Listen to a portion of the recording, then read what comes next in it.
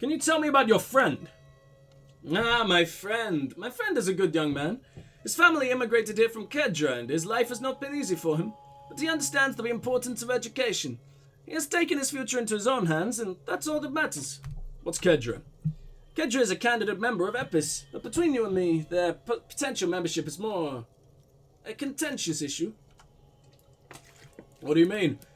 That it's never going to happen. They entered negotiations in 21, and it's been pending ever since. What's this EPIS thing you keep talking about? EPIS is a very special program developed by the Moral Intern to support certain Occidental nations. It began as a unified system of weights and measures, which proved to be a wild success. Nothing but kilograms and centimeters as far as the eye could see. God, yes, sweet standardization, the backbone of rationality and commerce. It was such a wild success that we expanded it into an economic union for the processing of steel. Another success. And between you and me, the Moral Intern feels emboldened by this success. Emboldened to take EPIS to the next level. Okay, but what does it stand for? Why, it stands for progress and stability, like the Moral Intern as a whole. No, what do the letters stand for? It's been such a wild, extraordinary success thus far. We're very excited to take it to the next level. You don't even hear the words I'm saying, do you? A supranational political alliance. The United States of Occident. Is it gonna be like this place here? You mean Revachol? Oh no, it's going to have a transparent democracy. Is Revachol gonna be a part of EPIS? It's one day going to be a candidate member of EPIS, sure. Except that candidate members never become full members, do they? Didn't you say the candidate members never become real members? No, candidate members do become members. Why do we even have the whole system in place if they don't? It just takes time and evaluation. But we were talking about my friend here, not politics. How did you two become friends? How did any of us become friends? Bad things happening on the Insul Indian Isola, oil platforms ablaze in the night, civil war lasting for years. Finally, the international community is forced to step in. What are you talking about? No one becomes friends that way. Au contraire, it's how millions of people end up where they are. By the way, I know he's French. I can't do a French accent, so we're getting this weird blend of Russian and German again. Meeting the people they meet, it's how I came here. And my friend too. You still haven't told me who he is. Sorry, who? The man throws a quick glance at his watch. Your friend? Smoker on the balcony? We were just talking about him. I told you, officer, he's a bright young man here to pursue his education. Education is the foundation of our future, especially the arts. It is a cornerstone of our civilization. Fine, but what's his real name? Officer, you have to understand, I can't give out personal information. I'm sure you have your own methods and databases, right? Please don't put me in this situation. So all you can tell me about him is that he's here to study the arts? He's deeply enmeshed in the study of the fine arts, yes. As though you weren't envious of the boy as it is. Which arts? He's a truly free spirit. He likes all the arts. Perhaps graphics design, printmaking. Who knows? The world is open wide for a talented youth like him. And what are you doing in this apartment by yourself? I'm just enjoying the view. The man smiles, nodding to the window. What view? It's dark outside. Listen, he says, raising his hand. What? I'm not hearing anything. The Insul Indian Bay. What about it? This place used to be a luxury accommodation before the revolution.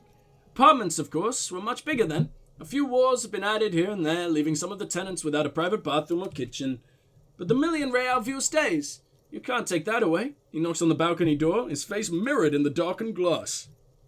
I was asking about your friend. My friend comes and goes. I'm sure you'll see him around. He's a busy bee. A busy bee? What an odd choice of words. Fuck me, sorry. I hate being ill. The man who was lynched outside your window was from Oranjese. Oh? That's unusual. The Oranjese are not the kind of people you associate with heinous crimes. Such an upstanding and responsible country. That's not how I would describe this guy. Well, certainly one cannot not rely simply on generalizations. That would go against our commitment to individual freedoms. And, of course, any loss of life is a tragedy. The man seems to observe a moment of silence. So tell me, What have you learned about the victim? He was a poor kid before the Oranjese government put him in the military academy. The man nods. It's the responsibility of any good welfare state to take care of its most unfortunate citizens. They turned him into a psychopathic killing machine. They gave him a successful career. Man holds up a finger as though he's made a brilliant point. What else has your investigation uncovered? After he was discharged from the military, he joined a mercenary outfit named Krenel. That is extremely unfortunate. Yes, it's regrettable that this practice is a history in certain Occidental nations, even highly advanced members of EPIS. But rest assured, the Oranjese government is committed to producing a timetable that would lay out a path to transition to a professional army. Soon there will be no need for mercenaries like this poor man. What kind of timetable are we talking about here? Oh, it's hard to put an exact date on it. I believe the proposal for the timetable is due to be completed around 61? That's like a decade from now. Man nods. See? That's the kind of progress that can be made when the moral intern makes possible. Jesus Christ. As a merc, he killed a lot of people on the Semenine Islands for the sake of the Oranjese pharmaceutical industry. The man shakes his head solemnly. A great shame, yes. Colonialism is a dark spectre in Oranjese past. Who's talking about the past? It's still going on! Which is why the work of the moral intern is so critical. It is our great bulwark against another century of bloodshed. His name was Lely. He was 42 years old. What a shame. A man cut down in his prime earning years. Lely wasn't his real name, it was a nom de guerre. He was a soldier. You know this, a mercenary. Aha, condottieri, the man says, as though describing a character from a fantasy novel. Yes, it's hard to believe they still exist. He was a motherfucker and a killer. Officer, you should not speak ill of the dead. It's okay, he told me so. You spoke with the victim before he died? No, this was after he died. Man gives the lieutenant a nervous look. Lieutenant raises his eyebrows as though he'd stopped paying attention.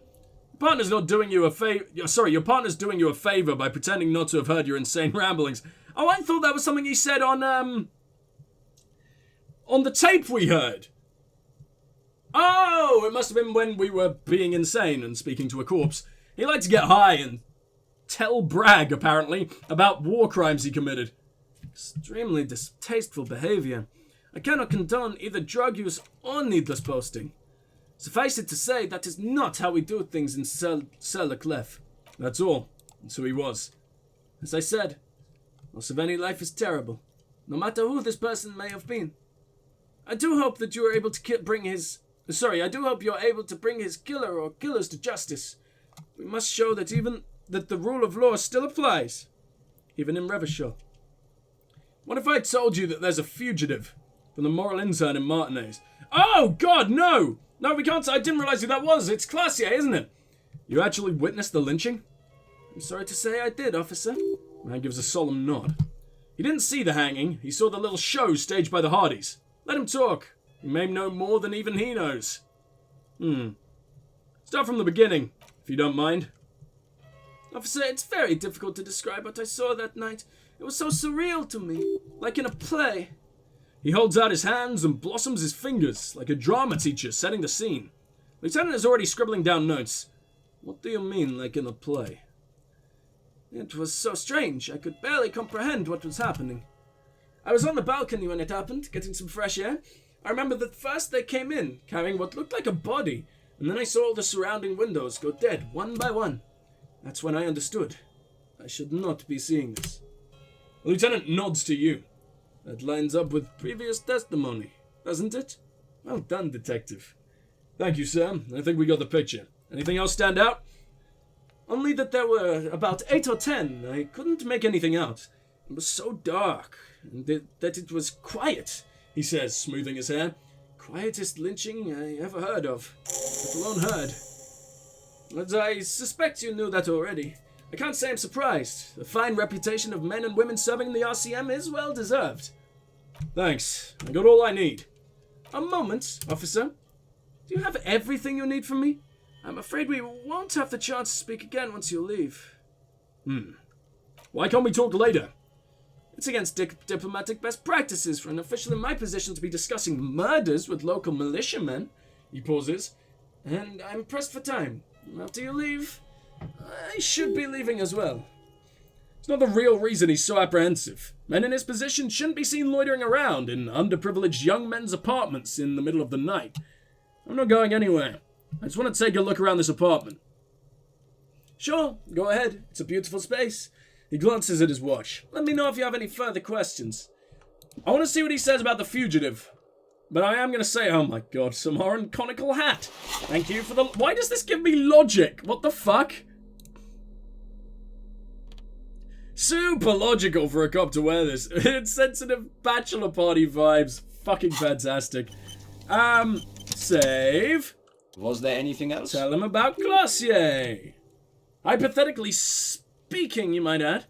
Hypothetically speaking. A fugitive. Well, I would say that is very bad indeed. Oh, not super. What sort of fugitive are we talking about here? Pretty sure I saw them littering. No, pretty serious. Like corporate espionage stuff. That is extremely serious. Corporate espionage may technically be legal in Revachol, but everywhere. But elsewhere it's very high-level offense. It violates a number of international agreements, in particular the first Lechat Accord.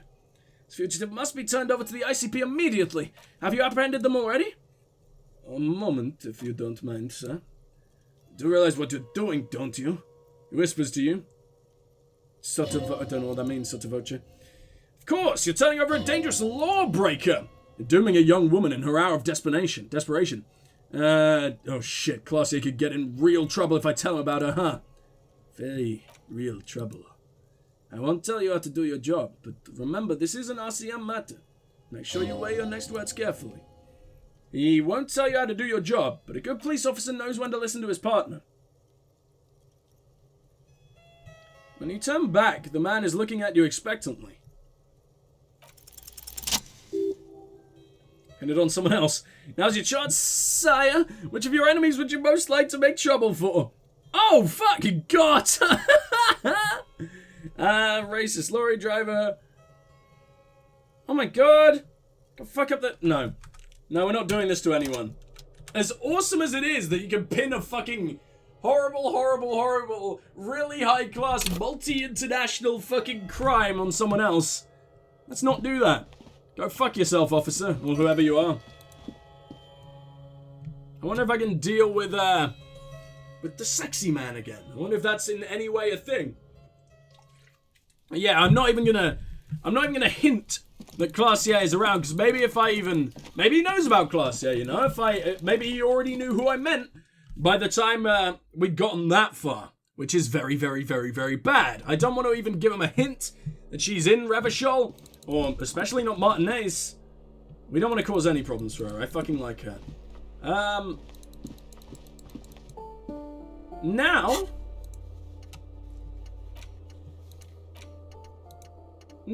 we can...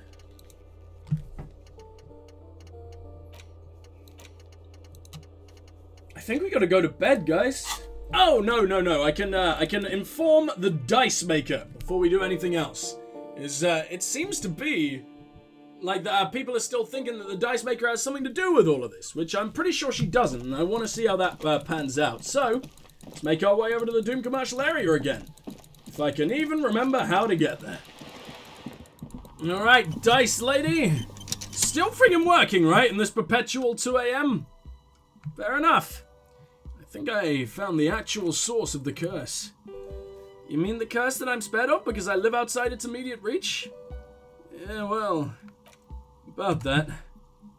I'm listening. She leans back in her chair, arms crossed across the chest.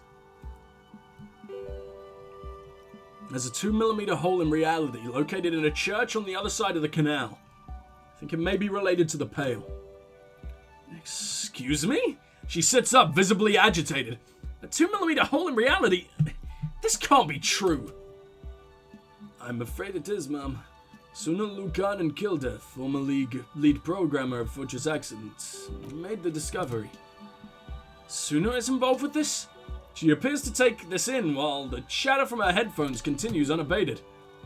So it's even worse than I thought. It's not just the commercial area that's cursed, it's the entire world! Say nothing. I guess the least I can do is check up on Suna, see how she's doing. In any case, thank you for stopping by. It's good to have an answer, even if I can't claim to understand it fully. No problem. Please, oh God, don't die. Well, now the only thing I can think of doing is return home. Return home, give a goose to Gart or whatever the fuck I found. Try and appease the bastard. Maybe he'll give me a discount because, oh my God, I'm running low on funds. All I do is scavenge the ground for cash every day. We can't make money any other way. We don't ever get paid for a fucking cop job for some damn reason. But oh well. 72 bucks, we're gonna lose 20, we'll be down to like 52. It's not like I ever actually buy anything, it's just if I ever want to spam a payphone again. Just gotta continue living as well. Staying in our little hotel. We got a lot to do today. Well, the next day, once everyone shows up again. I got so many tasks. Anyone else happen to be outside? No? Alright then. Talk to me, buddy. Can I help you? Carter, I found a new bird for the whirling. What is this thing? A man takes a stuffed bird. I wanted to apologize for breaking the great skewer. I'm bringing you this ruffed grouse. Okay. Inspects the bird somewhat suspiciously. They're mellows. Okay, well, this is actually a nice bird. A competent piece of taxidermy. I can fix it to the plaque and have a new bird in the establishment, I guess. He hesitates. So I don't know. Thank you? I'm gonna go with thank you. People just don't know how to accept gifts, especially taxidermy. He likes it. He likes the bird. Solves his broken bird problem. I feel good about our work here today. The lieutenant nods. It's all about the little things, like bringing people random stuffed animals. It's not actually about that, but he liked it. God, I need to sing karaoke now.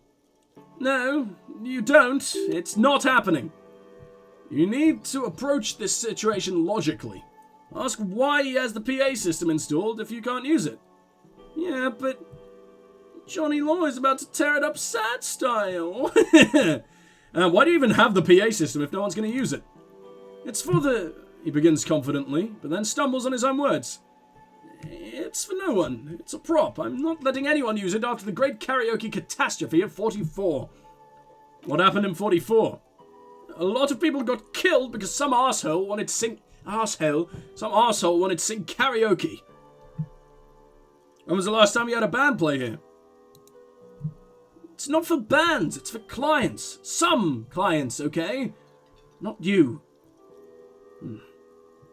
Okay, fuck me then. Just fuck me. No, I'm a real client. I pay my bills and I have a right to use a karaoke machine. Well, he comes up with a counter argument. We don't have any tapes. They all got stolen. He's lying, but whatever. You don't really need his lame tracks. That's alright. I have my own song with me. The man in the vest and the violet shirt stares at the tape you've given him. He begins to frown. Hard. It's the look of a man who's defeated. He knows he's out of excuses. Fine. Just climb on that stage, do your thing. Just get out of my hair. He shakes the tape at you. I'll plug it in for you. Damn this karaoke machine. Oh yeah, time to do the damage. Well, I would, but I'm not going to do it at 2 a.m. I want there to be witnesses. I was thinking maybe I'd be able to...